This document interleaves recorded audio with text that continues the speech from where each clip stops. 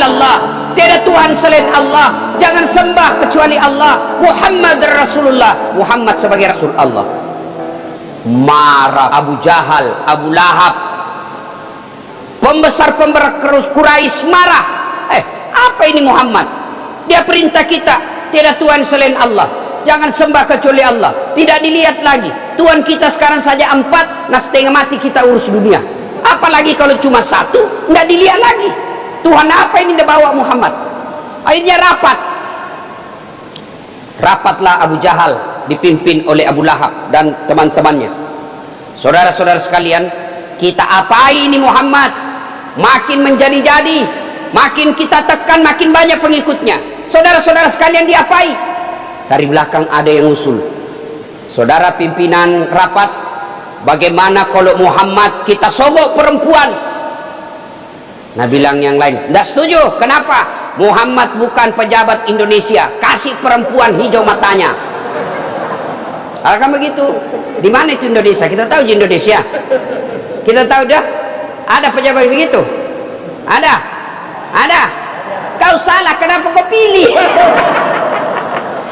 Kan Allah kasih kita nikmat, pilih sendiri ke pemimpinmu.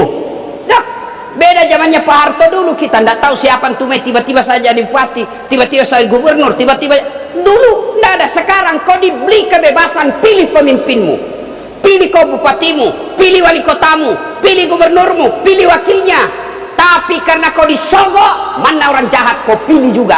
Sekarang rasa kau sekarang si mau kau dah ketawa serius orang ini. Makanya 2024 jangan lalu kau lagi salah pilih. Lu rasa nih sekarang toh, jangan hanya karena dibawakan kau sarung, dibawakan kau 3, 5 bilangang, malah nak tulis siap menerima serangan fajar. Fred, jangan. Kamu larang pejabatmu korupsi, kamu larang bupati, wali kota, gubernur korupsi, tapi biaya pilkada mahal. Kenapa mahal? Karena kalian mau disogok.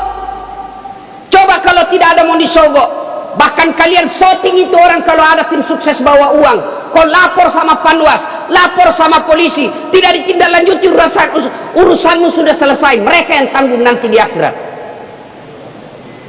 Tapi kalau bapak salah pilih, begini nih, diusir urus hutan, malah menghabisi hutan. Disuruh ngurus laut, malah jadi bajak laut. Disuruh ngurus rakyat, pajak tidak mau berhenti naik. Tapi kalau ceramah orang begini dibilang radikal. Tapi radikal ini bos, ini karena amar ma'ruf nahi mungkar, nenek nupata. Nah, apa tadi itu? Nah, saudara-saudara sekalian, itu Nabi Muhammad rapat, lalu berkata lagi dari sudut kiri, kalau begitu kita kasih dia harta, kumpul uang paling banyak, bawakan kepada Muhammad. Apa Nabi bilang? Tidak mempan. Muhammad tidak mempan sogok. Kalau begitu diapai? Begini, kita bunuh saja rame-rame. Muhammad kan ada sukunya, dia punya keluarga. Kalau dia dibunuh, marah dia punya keluarga, dia bilang diborongi. Kan di Makkah waktu itu ada Bani Hashim, ada Bani Adi, ada Bani Auf, ada beberapa suku lah kira-kira. Kalau di sini di Makassar ini ada Mandar, ada Jawa, ada apa itu Makassar, Bugis. Anggap Muhammad orang misalnya Makassar, Nabi lagi borongi semua suku yang ada di Makassar, borongi. Supaya apa? Kalau marah orang Makassar, lawan dan kawan-kawan. Bagaimana? Setuju? Setuju. Akhirnya rapat memutuskan Muhammad besok malam dibunuh, dengan catatan jangan sampai berita ini, hasil rapat ini bocor. Siapa yang bocorkan kita penggal hidup-hidup. Setuju? Setuju. Bubar rapat. Ternyata peserta rapat ada satu sekta. Begini cerita sama istrinya. Nah bilang, ibu besok malam mau dibunuh Muhammad, tapi jangan kau cerita-cerita memang nanti kok, jaga kok. Lu cerita jaga kok. Dia bilang aman pak, don't worry, be happy. Istrinya pagi-pagi pergi pasar. Nah kasih tahu temannya, nah bilang, cangkur ribu nah, rahasia neku pawang kok.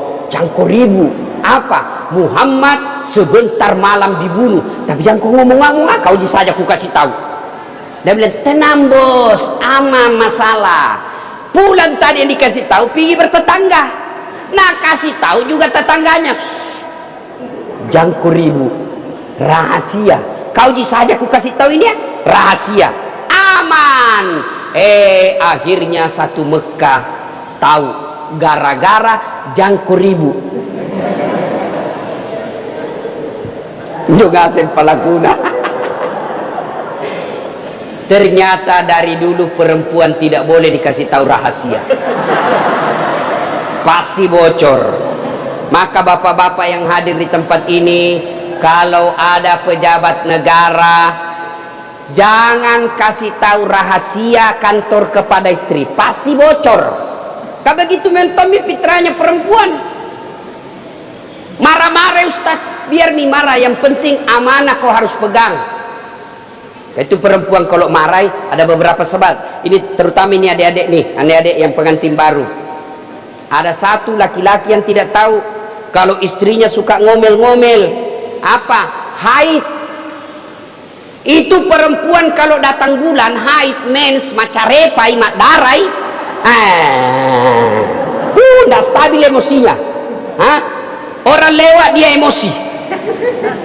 Nah itu perempuan. Nah bilang nanda haid istriku Ustaz. Kenapa masih suka ngomel? Kemungkinan kedua apa? Berapa umurnya pak? 60 mi. Oh habis masa aktifnya.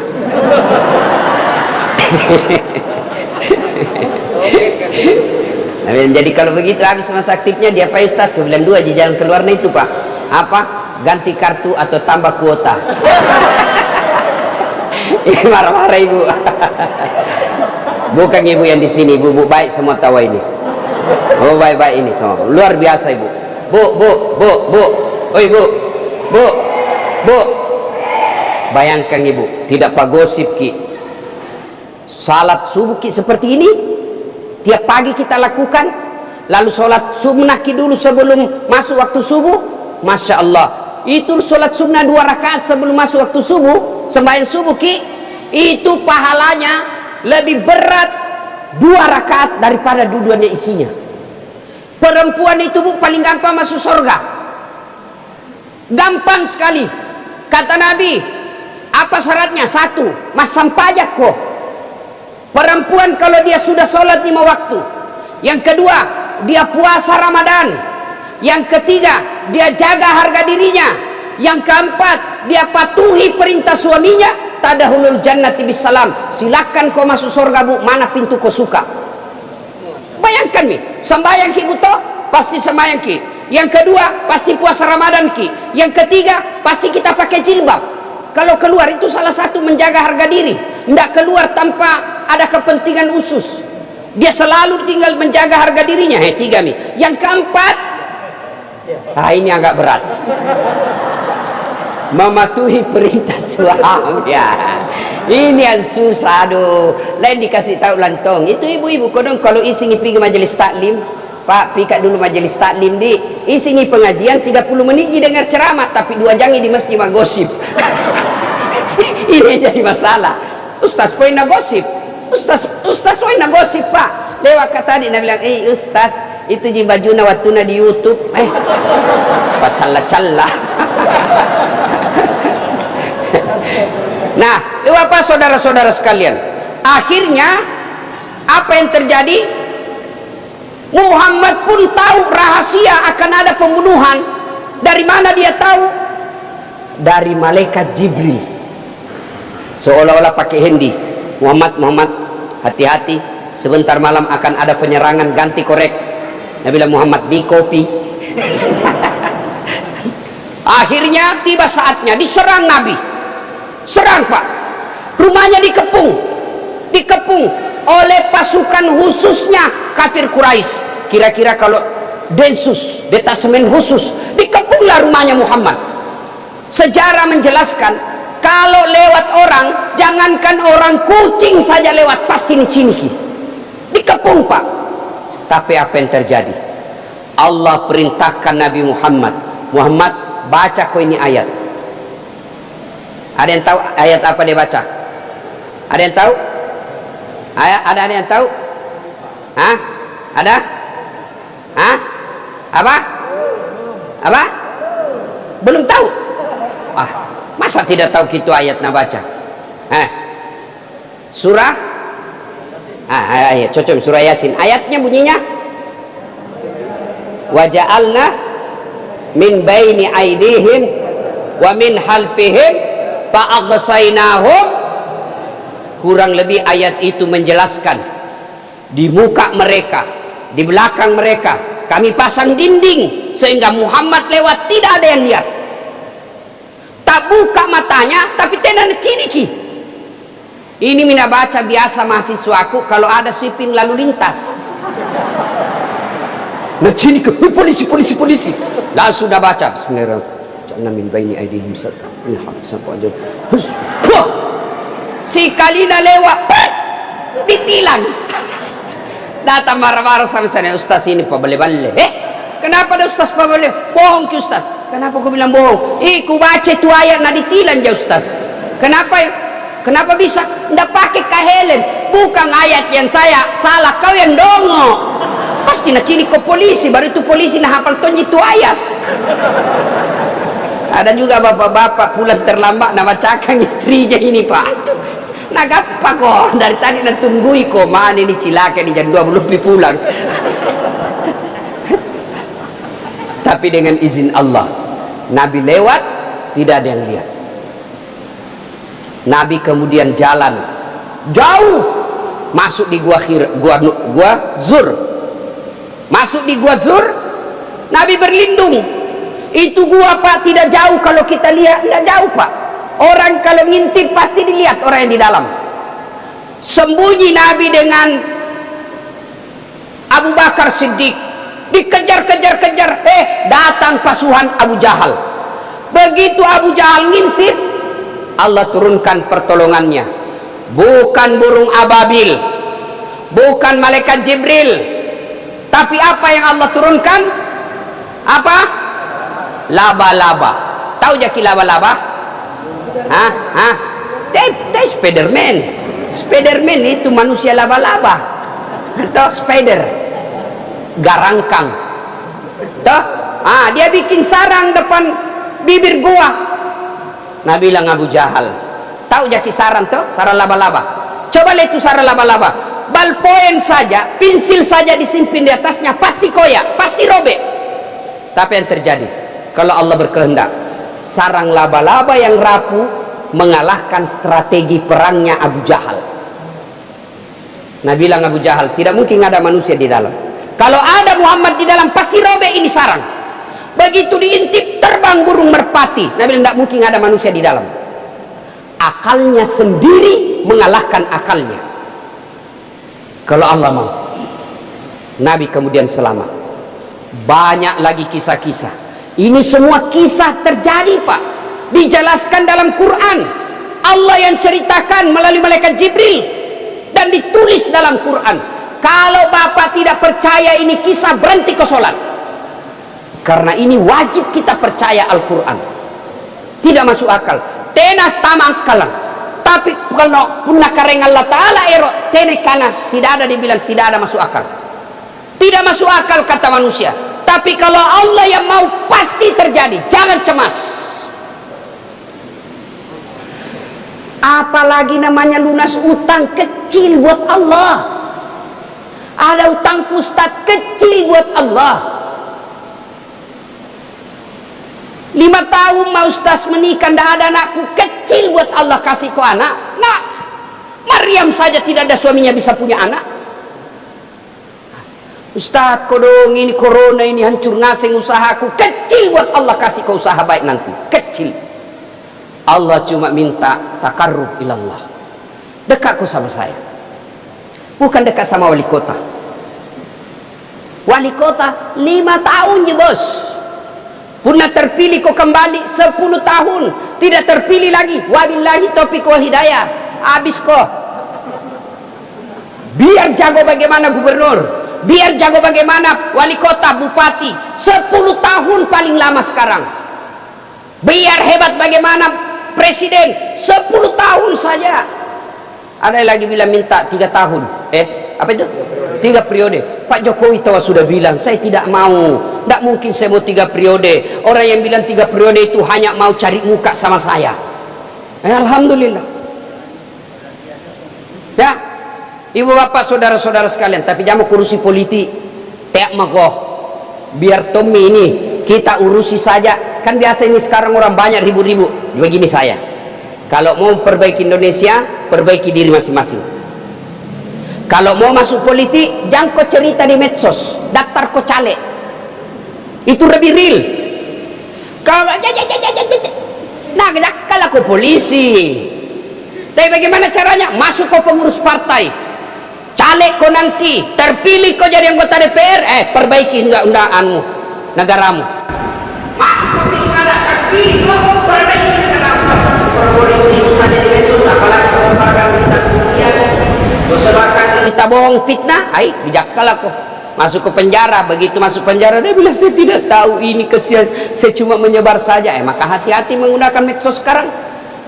Nah, bapak saudara-saudara sekalian, tidak ada yang tidak masuk akal buat Allah.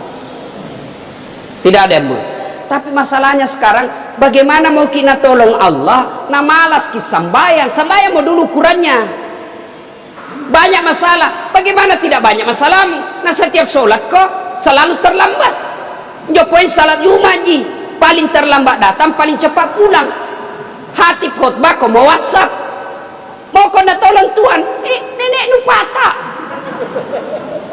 Perbaiki saja ibadahmu, perbaiki sholatmu, jangan ganggu orang, perbaiki amal-amal soleh, Allah tolong.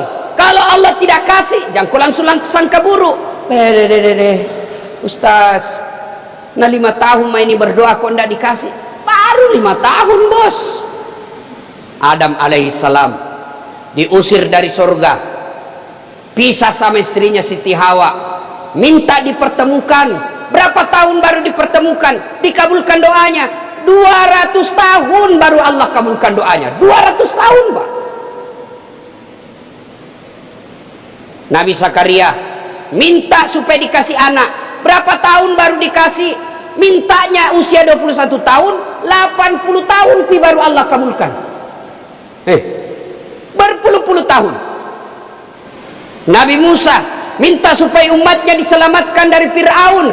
Berapa tahun beliau berjuang baru dikabulkan Allah? Lebih 60 tahun.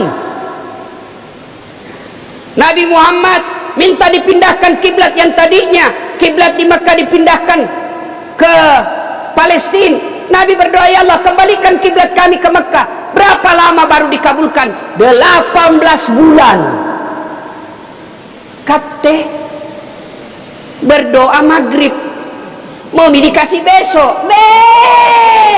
Nenek nu gawang baru pakai kepala telang. Bagaimana caranya mau kau sabar kok, kalau ada dikasih, diminta tidak dikasih kok. Sabar kok dulu, sabar. Kalau ada kau minta tidak dikasih sampai sekarang, sangka baik kok. Berarti yang kau minta tidak bagus. Ini adik-adik nih yang baru tamat SMA, daftar Unhas. Jalur apa namanya itu? Jalur khusus. Tidak lulus kok. Berarti bukan di situ yang baik. Allah sediakan kau yang lebih baik. Tapi jangan kau putus asa. Kalau kau putus asa, daftar tahun ini tidak lulus, saya bilang, tidak mau deh. Kalau kau tidak putus asa, daftar kau lagi tahun depan, mungkin tahun depan lulus. Nah, 3 kali Pak ikut, 3 kali mau jadi dokter, 3 kali demi Allah, 3 kali saya ikut UMPTN, mau kak jadi dokter, malah lulus di sospol. Temanku yang lulus jadi dokter tugas di Kepulauan Aru, mau lebaran saya telepon, pulang ke lebaran, tidak. Kenapa? Kajala kitike mahal tike Ustaz, kalau pulang ki tiap tahun tidak cukup tabungan. Dalam hatiku, alhamdulillah, untung saya tidak jadi dokter, menjadi ustaz. Mau mahal tiket atau tidak ada urusan. Kenapa? Bukan saya beli, Siapa yang beli? Yang undang nggak? Tadi subuh saya masih di Medan, ceramah subuh. Malam masih di Jakarta, sampai Makassar jam setengah 10, sampai di Kakatua kerja tugas lagi, periksa mahasiswa, pulang di rumah jam 2. Jam 2 tadi sih baru tiba rumah. Tadinya mau bermalam, kata saya lagi istriku tidak ada peluk-peluki. Bilang dulu, istriku je. Yang biasa saya baku ganggu anakku. Cek kalau subuh-subuh jangan ku peluk imam makna. Langsung Nabi bilang, cek abi mengganggu. Ku bilang, milik bersama ini nak. Akhirnya alarm bunyi, 3 alarm ku pasang pak. Tidak ada ku dengar. Nanti masjid mengaji dekat rumahku baru terdengar. Itu enaknya kalau rumah dekat masjid.